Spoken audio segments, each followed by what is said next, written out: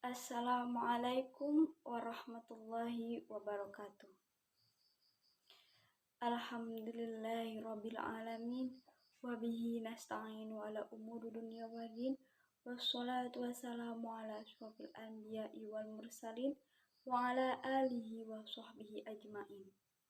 Rabbi shrahli sadri wa yassir li amri wahlul 'uqdatam min lisani yafqahu qawli. Amma ba'du. Kepada Ibu dosen pembimbing praktikum tilawah Ibu Hajah Dewi Sahdiah yang saya hormati, dan kepada seluruh teman-teman praktikum tilawah yang saya cintai dan saya banggakan, insya Allah dimuliakan oleh Allah Subhanahu wa Ta'ala. Amin ya Allah ya Rabbal Alamin. Pada kesempatan kali ini, izinkan saya untuk membawakan atau menyampaikan sebuah tema yang berjudul Masjid Pembangkang di Zaman Nabi. Kenapa masjid tersebut bisa dikatakan sebagai masjid pembangkang? Karena para pendiri masjid tersebut mengatakan bahwasanya masjid tersebut dibangun hanya untuk menampung orang-orang yang lemah di antara mereka dan untuk orang-orang yang menderita sakit pada malam-malam di musim dingin. Oleh karena itu, masjid pembangkang tersebut seringkali disebut dengan masjid munafik.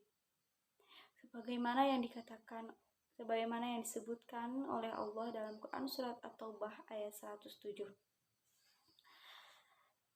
Walladzina ittakhadhu masjidan dirara wa kufra wa tafriqan bainal mu'minin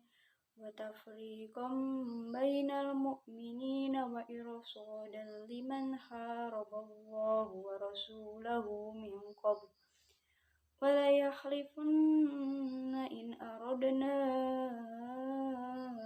illa al-husna wallahu yashhadu innahum lakadzibun, yang artinya, dan di antara orang-orang munafik itu ada yang mendirikan masjid untuk menimbulkan bencana pada orang-orang yang beriman, untuk kekafiran dan untuk memecah belah di antara orang-orang yang beriman, serta menunggu kedatangan orang-orang yang telah memerangi Allah dan Rasul-Nya sejak dahulu. Mereka dengan pasti bersumpah, kami hanya menghendaki kebaikan, dan Allah menjadikan saksi bahwa mereka itu pendusta dalam sumpahnya. Al-ayat Sadaqallah. Ingatlah bahwasannya Allah mengetahui setiap niat yang ada pada diri manusia, sekalipun niat itu tidak terucap dan ada pada hatinya.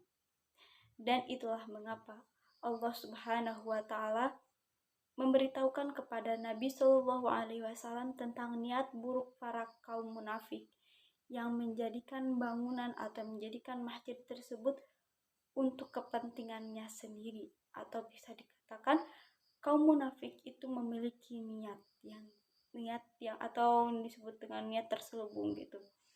Niat itu untuk memperusak Islam dan mengelabui kaum muslimin. Para hadirin yang insyaallah dimuliakan oleh Allah, setiap masjid seharusnya memiliki landasan dan fungsi yang didasarkan pada ketakwaan. Dan itulah mengapa Nabi Shallallahu Alaihi Wasallam meruntuhkan bangunan yang kaum munafik tersebut mengatakan bahwa bangunan itu masjid, padahal sejatinya tidak sama sekali. Kebencian beliau akan kaum munafik terus bertambah atau semakin besar. Oleh karena itu dijadikanlah lokasi bangunan yang dikatakan masjid tersebut sebagai tempat pembuangan sampah dan tempat pembuangan bangkai binatang, karena masjid tersebut tidak dijalankan sebagaimana mestinya. Para hadirin yang insya Allah dimuliakan oleh Allah, pada era ini banyak sekali masjid-masjid yang dibangun bermewah-mewah atau dindingnya itu semakin tinggi-tinggi, padahal yang saya pernah lihat itu masjid, orang-orang berjamaah di masjid mungkin hanya sedikit ya, hanya sejajar. Itu pun kadang tidak penuh ya. Oke. Banyak sekali ya masjid-masjid yang dibangun dengan mewah, seolah-olah berlomba-lomba mempercantik dinding dan atap di antara masjid satu dengan masjid yang lainnya, tetapi kurang memperhatikan dalam menjalankan fungsinya. Para hadirin yang insyaallah dimuliakan oleh Allah, memfungsikan masjid sebagai sarana menambah iman dan takwa yang selalu menjadi tempat favorit untuk melaksanakan sholat 5 waktu. Jangan sampai kita baru sadar ketika kaum munafik mencoba mengganggu masjid karena kita tak pernah sholat dan memfungsikan masjid sebagaimana mestinya. Na'udzubillahi min dzalik.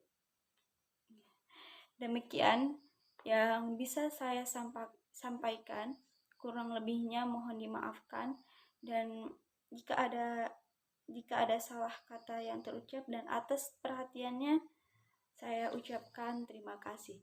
Wassalamualaikum warahmatullahi wabarakatuh.